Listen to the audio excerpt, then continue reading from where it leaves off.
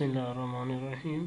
अस्सलाम वालेकुम। मेरा नाम इमी है और ये CS जो भी असाइनमेंट है ना, इसके बारे में मुझे किसी ने रिक्वेस्ट की थी तो मैं इसको थोड़ा सा एक्सप्लेन करने जा रहा हूँ, ज़रा गौर से सुनिएगा।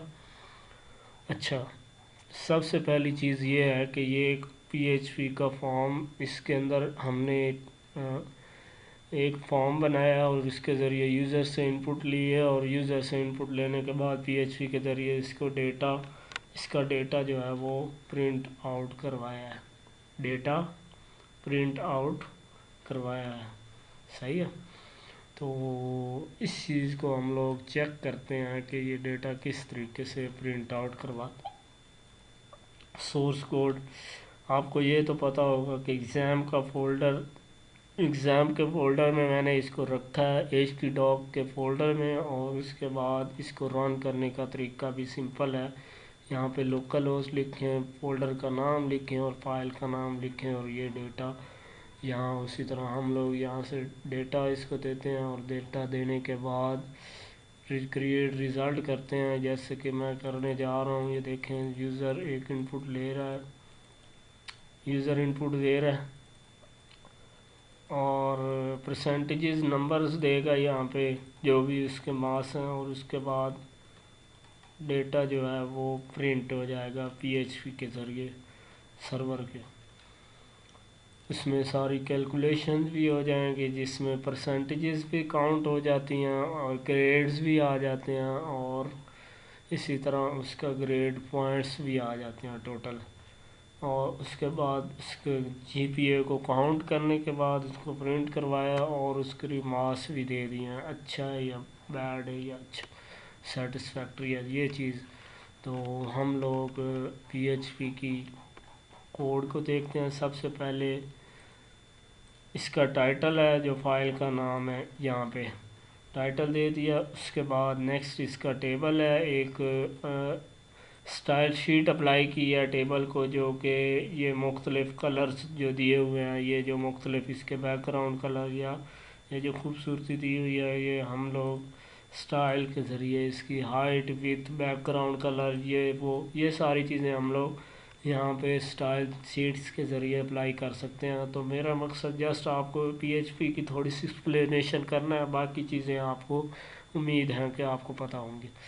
सबसे पहली चीज़, यहाँ पे हम लोग एक फंक्शन बना रहे हैं, function that makes grade from input and return it to the function call. एक ग्रेड बनाता है, एक ऐसा फंक्शन बना रहे हैं जो कि ग्रेड बनाएगा। किस चीज़ का ग्रेड बनाएगा? जो कि यूज़र इनपुट देगा। यूज़र इनपुट किस तरीके से देगा? यूज़र इस टेबल के ज़रिए इनपुट देगा। सबसे पहले ये देखें, हेडिंग आ गई, जो कि इस पेज पे ये हेडिंग शो करवा रहा है। हेडिंग आ गई, उसके बाद नीचे इसकी हॉरिजॉन्टल रो आ गई, उसके बाद इसकी कैप्शन आ गई टेबल की, और यहाँ पे टेबल का पहला ये टेबल हेडिंग है। और उसके बाद टेबल रो के अंदर हमने दो इनपुट्स ली हैं यूज़र से, इधर भी दो इनपुट। तो यही चीज़ हम लोग फॉर्म के अंदर बना रहे हैं। फॉर्म क्रिएट किया, फॉर्म के अंदर मेथड पोस्ट रखा है। एक्शन के अंदर एक PHP का ग्लोबल फंक्शन कॉल किया, जिसके ज़रिए डेटा उसी पेज पे प्रिंट आउट करवाने के लिए हम लोग यूज़ करते हैं। PHP के टैग्स के अंदर एको PHP का ग्लोबल फंक्शन कॉल किया और उसके बाद ये एक्शन ये काम करता है कि जो भी डेटा इधर से यूज़र देगा वो उसी पेज पे PHP के ज़रिए प्रिंट आउट होता है। यानी कि जो भी डेटा हमने इस फॉर्म के ज़रिए दिया है वो डेटा इसी पेज पे उसका रिज़ल्ट प्रिंट आउट हो गया है। तो यही काम इस फंक्शन का है। उसके बाद टेबल क्रिएट किया, जिसकी अलाइनमेंट सेंटर है, उसकी कैप्शन यानी कि उसका टाइटल रख दिया है, ये जो इसका एंटर योर परसेंटेजेस ये दे दिया। उसके बाद हम लोग एक रो बनाते हैं, रो के अंदर दो कॉलम हैं, कोर्स कोड और ऑब्टेन मार्क्स, जो कि ये वाले कोर्स कोड और ऑब्टेन मार्क्स। उसके बाद हमने ये टेबल रो क्लोज कर दी। उसके बाद नई टेबल रो बनाई है, उसके अंदर पहली हम लोग इनपुट ले रहे हैं यूज़र से। इसमें टाइप टेक्स्ट है, नेम C1 है और नेम बहुत इंपॉर्टेंट है। ये वाला नेम हम लोग PHP के अंदर यूज़ करेंगे जब हम लोग वैल्यूज़ को प्रिंट आउट करवाना चाह रहे होंगे, उस टाइम हम ये इसका नाम यूज़ करते हैं, तो इसलिए ये ज़रूरी होता है। केयरफुल होके देना है नाम। उसके बाद साइज़ रखा है, place holder, right your subject. तो ये वाला इसका जो सब्जेक्ट लिखा हुआ है तो मैंने यही प्लेस होल्डर में लिखा था। उसके बाद इनपुट दूसरी वैल्यू देता है, दूसरे कॉलम में टेबल डेटा के ज़रिए दूसरे कॉलम में दूसरी वैल्यू देता है। नेक्स्ट इसके बाद आ जाता है एक और रो बनाई है, उसमें भी इसी तरह इसने टेबल डेटा, और इसमें देखें ये वैल्यू में P1 यानी कि %1, ये क्या है सब्जेक्ट 1 और ये है %1। इसी तरह फिर C2 और %2, इसी तरह C3 %3, इसी तरह ये टेबल डेटा बनता जा रहा है। ये आप बनाते जाएं, ये 7 बार आपने बनाई है। और उसके बाद एक और बटन बनाया, इनपुट टाइप इसकी सबमिट है, और क्रिएट ये इसकी वैल्यू दे दी है जो कि यहाँ पे आ रही है।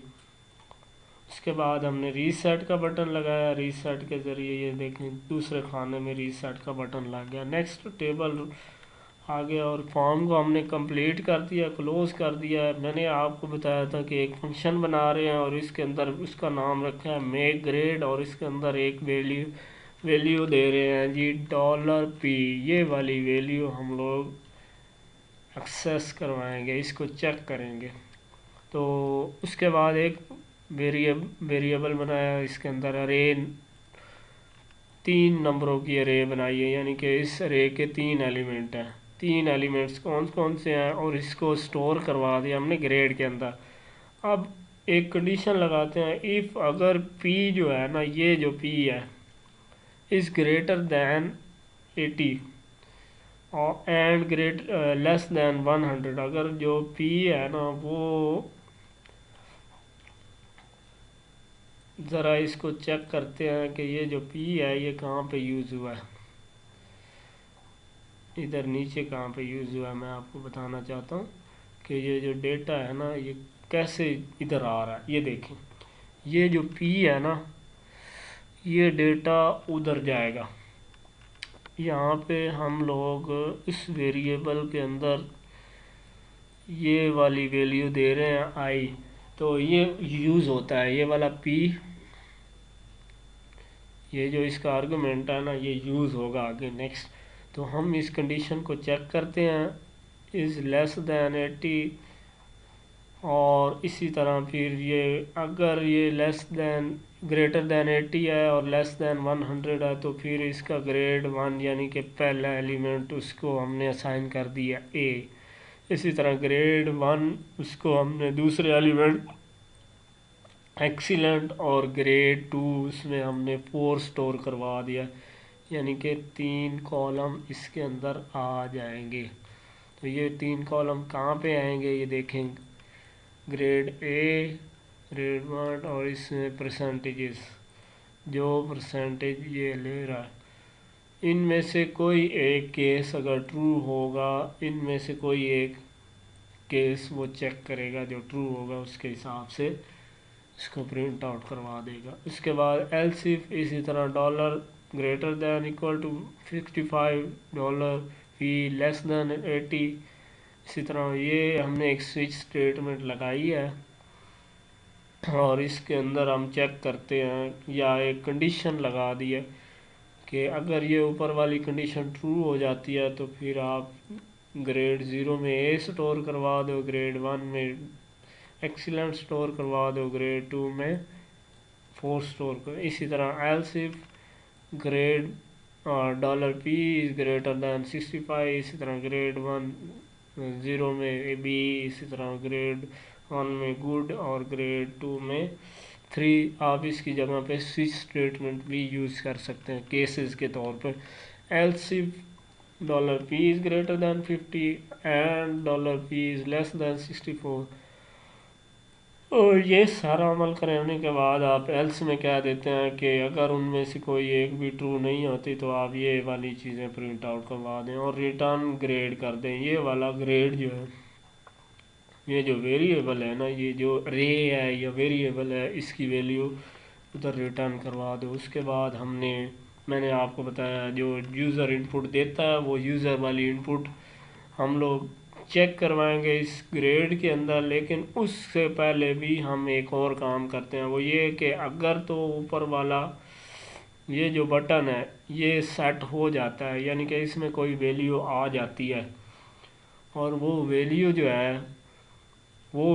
है उसकी लेंथ जो है ज़ीरो से ज़्यादा है, यानी कि उसमें कोई वैल्यू आती है वो, तो ऑटोमेटिकली इसकी जो होगी ना लेंथ, इस इनपुट वाले खाने की जो वैल्यू, अगर सी भी लिख कोई भी एक भी करेक्टर आ जाएगा तो इसकी वैल्यू 1 से बढ़ जाएगी, यानी कि उसमें एक वैल्यू आ जाएगी। तो वो कहता है कि अगर तो इस खाने की वैल्यू जो हमने ऊपर बताया इसकी वैल्यू ज़्यादा है ज़ीरो से, तो आप उसको ये स्ट्रिंग लेंथ एक फंक्शन है उसके ज़रिए चेक करो। अगर इसकी लेंथ ज़ीरो से ज़्यादा हो गई है तो आप उसको पोस्ट कर दो। इस मेथड के ज़रिए आप वो जो डेटा होता है उसको पोस्ट कर दें। उसी तरह एंड स्ट्रिंग लेंथ, ये दूसरा बार फिर फंक्शन दूसरे खाने को चेक किया, अगर दूसरे खाने में वैल्यू आ जाती है तो भी आप उसको प्रिंट आउट करवा दो। इसी तरह सब को चेक करने के बाद C7 तक चेक करने के बाद आप उसमें लूप लगा लें। लूप में ये कहता है कि filling all the courses code into the PHP array, इन सब कोर्सेज को, जो ये कोर्स है ना C1, तो इन सब कोर्सेज को आप रे के ज़रिए या लूप के ज़रिए इसको स्टोर करवा लें इस कोर्स वाले वेरिएबल के अंदर। लूप चलाओ i is equal to 1, i is less than 8 और i प्लस, इसको लूप को चलाते जाओ अनटिल पहली वैल्यू स्टोर हो जाती है ci की। $i क्या चीज़ है? वेरिएबल है जो कि इंक्रीमेंट हो रहा है। तो ये C और उसके बाद इसकी वैल्यू 1 2 3 4 5 6 7, तो ये अरे है, अरे की तरह वो उसको इंक्रीमेंट करता जाता है और डेटा इसके अंदर स्टोर हो जाता है हर बार। लूप चलता रहता है। उसी तरह if string length $post into p1 greater than 0 and string length $post p2 is greater than 0। इसी तरह फिर हमने एक कंडीशन लगा ली है। ये p1 क्या चीज़ है? p1 असल में ना हम लोग परसेंटेज ले रहे हैं, परसेंटेज वाले खाने को। ये चेक करो कि ये अगर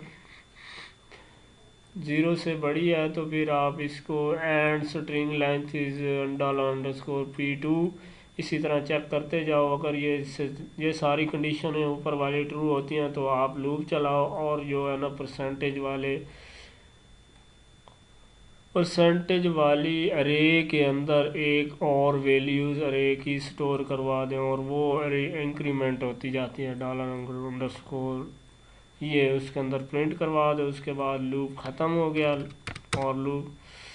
और उसके बाद हमने एक वेरिएबल बनाया total is equal to 0, variable to add all grade points to calculate GPA। हमने एक ऐसा वेरिएबल बनाया जो कि कैलकुलेट करता है तमाम ग्रेड पॉइंट्स को और उसके बाद इसका GPA काउंट करता है। चेकिंग ओवरऑल रिमार्क्स, इसमें चेकिंग करते हैं हम लोग ओवरऑल कितने रिमार्क्स क्या है इसके, तो हमने इसको डिक्लेयर कर दिया 0 के। उसके बाद इको आ जाता है, इको में हम लोग टेबल बना रहे हैं और इसी तरह एको में हम लोग टेबल रो बना रहे हैं और टेबल हेडिंग में दूसरा वैल्यू जो है वो मास है, तीसरा ग्रेड है, चौथा ग्रेड पॉइंट है। ये 4 हमने खाने बनाए, 4 कॉलम बना लिए।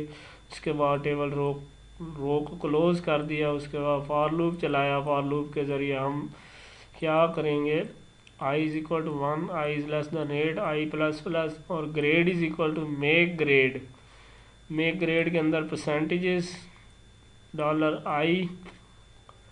अब हम यहाँ पे वो वाला फंक्शन कॉल कर रहे हैं, ये वाला फंक्शन जो हमने पहले बनाया था, ये वाला यहाँ पे कॉल कर रहे हैं वो वाला फंक्शन। और इसके अंदर हम लोग परसेंटेज i, यानी कि जो वैल्यूज़ आएंगी परसेंटेजेस की, उसको आप क्या करो, स्टोर कर दो ग्रेड के अंदर। इसके बाद total is equal to total, अब जो इसके अंदर स्टोर हो जाएंगी ना परसेंटेजेस, वो आप टोटल प्लस ग्रेड का सेकंड एलिमेंट, उसको ग्रेड के सेकंड एलिमेंट यानी कि ग्रेड अरे के सेकंड एलिमेंट को टोटल के अंदर प्लस करो और उसके बाद स्टोर कर दो। इसी तरह फिर ये इंक्रीमेंट होगा, फिर इसके अंदर स्टोर होगा सेकंड एलिमेंट। तो ये नेक्स्ट है ओवरऑल रिमास, और ओवरऑल रिमास प्लस सुपर परसेंटेजेस। इसमें हम लोग ओवरऑल रिमास को परसेंटेजेस जो के ऊपर आ रही हैं यूज़र दे रहा है उसको जमा करेंगे, दोनों को जमा करने के बाद उसको 2 पे डिवाइड कर देंगे। मतलब ओवरऑल अगर 400 परसेंटेजेस है तो उसको डिवाइड कर दो तो 200 परसेंटेजेस आ गई, और वो उसको डिवाइड उसको ओवरऑल रिमास के अंदर ऐड कर स्टोर कर दो। उसके बाद टेबल रो बनाई है, टेबल डेटा के अंदर कोर्स आईडी, पहले टेबल डेटा में हमने कोर्स आईडी दे दिया, उसके बाद दूसरे टेबल डेटा में हमने परसेंटेज आईडी दे दिया जो कि यहाँ पे प्रिंट हो रही है। पहले में कोर्स आईडी, दूसरे में परसेंटेज मास दे दिए हैं, और तीसरे में हमने ग्रेड 0 दे दिया। अब ये ग्रेड 0 कहाँ से आ रहा है ये देखें। अगर अब वो इस कंडीशन को चेक करेगा फंक्शन के अंदर, अगर तो वो 80 प्लस है तो वो उसको ए कंसीडर करेगा। क्या करेगा? ए कंसीडर करेगा। अगर वो 80 प्लस नहीं है या कम है तो वो इसको बी कंसीडर करेगा। ठीक है, और ये चीज़ यहाँ पे आ गई। उसके बाद ग्रेड 2, फिर उसके बाद ग्रेड 2 में ये क्या चीज़ चेक करेगा, उसको कहेगा कि सेटिस्फैक्ट्री या गुड या फेल या पास, ये इस तरह के उसको रिमार्क्स पास करेगा। ठीक है, तो ये देख ले उसके हिसाब से उसकी वैल्यू हम लोग दे रहे हैं। और इसके बाद ये जो डेटा है प्रिंट आउट करवा देता है। सॉरी, यहाँ पे इसको टेबल डेटा को हमने क्लोज कर दिया, टेबल रो को भी क्लोज कर दिया। उसके बाद टोटल, अब जो टोटल आ रहे हैं यहाँ पे कितने हैं, 200 को 7 पे अगर 200 आते हैं, फॉर एग्जांपल 400% है टोटल रिज़ल्ट उसका आ रहा है, उसको 2 पे डिवाइड किया, सॉरी 2 पे यहाँ पे डिवाइड किया था, एक जगह पे यहाँ पे डिवाइड किया, सॉरी ये टोटल ग्रेड 2। और इसके बाद ये ग्रेड 2 में क्या चीज़ आ रही है, ग्रेड 2 में ये वाली चीज़ आ रही है, इसमें वो जीपीए आ रहा है। तो आप जीपीए को क्या करो, टोटल के साथ जमा करो जीपीए को, और इसके बाद इसको स्टोर करवा दो, और इस स्टोर करवा कर फिर इसको 7 पे डिवाइड करो। ओवरऑल रिमार्क्स मेक ग्रेड, अब वो फंक्शन और ओवरऑल रिमार्क्स वाला वेरिएबल फिर उसको देते हैं और रीयूज़ करते हैं। और इसके बाद table row, table heading, align centre, इसी तरह जीपीए। और इसमें कॉल स्पैन असल में ये वाला खाना है जो कि हम लोग डेटा प्रिंट करवा रहे हैं इसके अंदर। नेक्स्ट इसके अंदर एक और हेडिंग बनाई है और उसके अंदर भी हमने रिमार्क्स लिख दिए हैं, और उस रिमार्क्स को ओवरऑल रिमार्क्स वैल्यू हमने इसकी पहला एलिमेंट दे दिया, और उसके बाद इसको टेबल को क्लोज कर दिया। नेक्स्ट एल्स लगाई है, और इसमें अगर ऊपर वाली कंडीशन फॉल्स होती है, ग्रेड वगैरह जो है वो अगर वो नहीं देता, जो कि हमने यहाँ पे ये फॉर लूप स्टार्ट किया था, तो अगर वो फॉर लूप ट्रू होता है तो ठीक, अदरवाइज इसको यहाँ पे डेटा को प्रिंट ये कहता है कि प्लीज़ फिल ऑल ग्रेड्स। उसके बाद फिर एक आ जाता है एरर, चेक करता है कि अगर आपने पूरी ये जो कंडीशन है वो अगर ट्रू नहीं हुई, ये वाली कंडीशन या ये वाली कंडीशन अगर ट्रू नहीं हुई तो भी वो बोलेगा कि fill out all the required field given in the form. तो ये आपको बताएगा कि ये फील्ड आप वो वाली फिल अप करें। इसके बाद PHP की लूप क्लोज हो गई। और ये मैंने आपको बताया स्टाइल शीट्स है, मुख्तलिफ हेडिंग को भी मुख्तलिफ स्टाइल अप्लाई किए हैं, टेबल को भी स्टाइल अप्लाई किए हैं, और पैराग्राफ को भी इसी तरह। प्रॉम्प्ट नाम का एक हमने एक बनाया था यहाँ पे। प्रॉम्प्ट क्या है, ये एक बनाई थी क्लास, और इसको पकड़ के हम लोग प्रॉम्प्ट, ये देखें यहाँ पे देखना ज़रा, ये देखें प्रॉम्प्ट नाम की एक क्लास बनाई थी जिसको आईडी हमने असाइन किया, और इसके अंदर हमने उसका फ़ॉन्ट साइज़ ऐड कर। इसी तरह ग्रेड बुक का भी।